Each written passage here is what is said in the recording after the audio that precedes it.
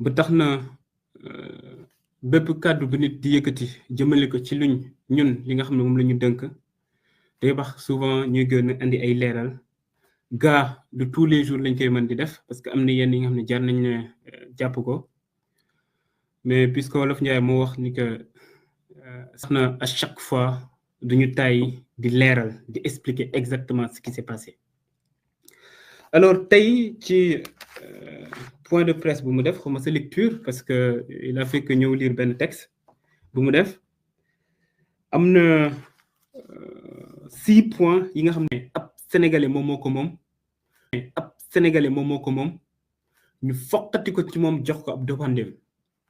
Diakhar Faye sax nekkagul président de la république ginnaaw bu ñu leen expliquer ni que bu ñuy def même demande de paiement bi ou demande de paiement yi parce que ñaari demande de paiement moo am benn bu 20% au titre de l'avance de démarrage à peu près 18 milliards et quelques ak beneen bu 20% au titre des dépenses engagées donc loolu noonu mooy avance de démarrage donc loolu noonu mooy avance de démarrage lii sa assurance bi la mais avance de démarrage ce qui implique que 40% la ñu décaissé ci montant bi à peu près 37 milliards de francs CFA loolu bu ñu koy décaissé yëpp ñun fekk ñu fi donc bu ñuy naan dañoo foqati contrat bi ci ab sénégalais jox ko ab doxandeem wan nañ leen ne loolu amut ñu dellu si waat waxoon fi nekk dafa am kenn ki nga xam ne dañ ko cee jox 5 milliards benn député ñoom seen jëmmi bopp ñoom ñoo dellu si ñi nga xam dañ ko doon wax ne dañoo juum dañ leen induire en erreur barki démb aussi gisaat naa benn journal génne ne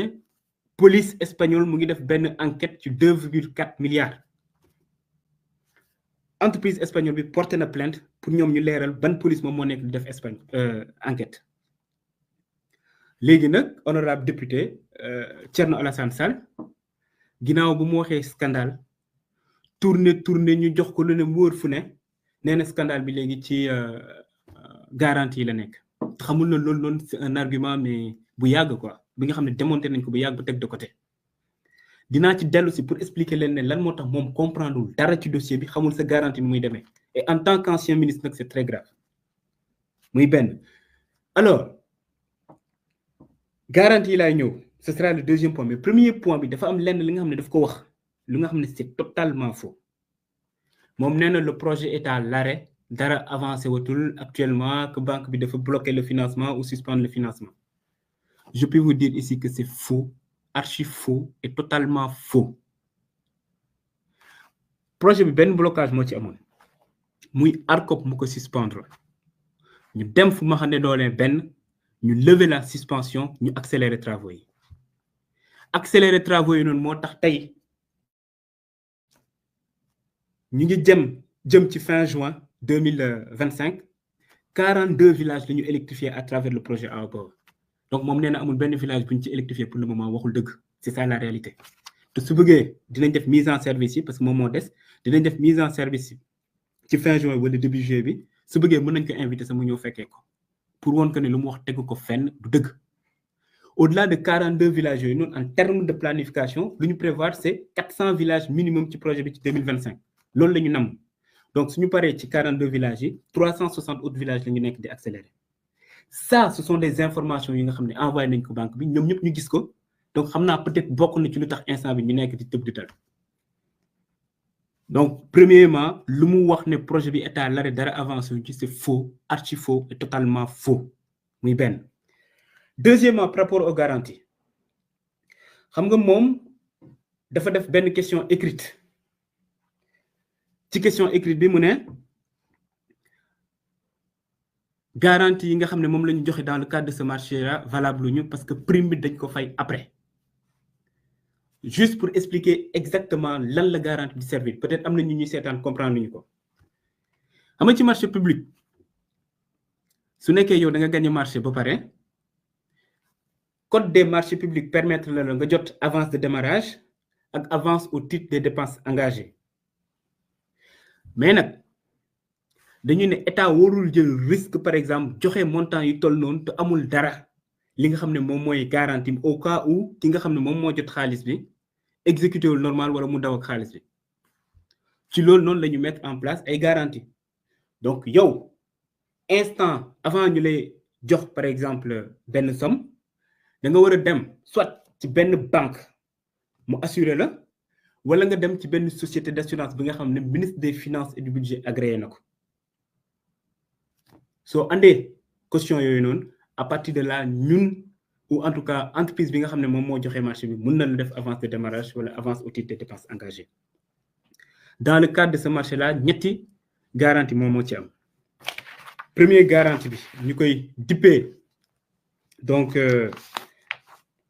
garantie d'avance au titre des dépenses engagées donc 20% yi beneen garantie bi nekk garantie de restitution d'avance donc avance de démarrage 20% yi ñu joxe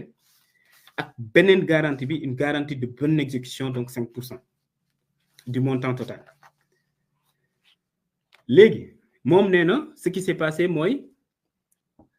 banque bi société bi dafa xaar ba jot avance de démarrage yi door a fay les garanties mu dem ci article 13 code ciment bu muy def question écritam et aussi même tey bu muy exposé article 13 boobu noonu soo xoolee alinéa 2 dafa ne la prise d'effet du contrat donc su ñu waxee contrat mooy le contrat d'assurance entre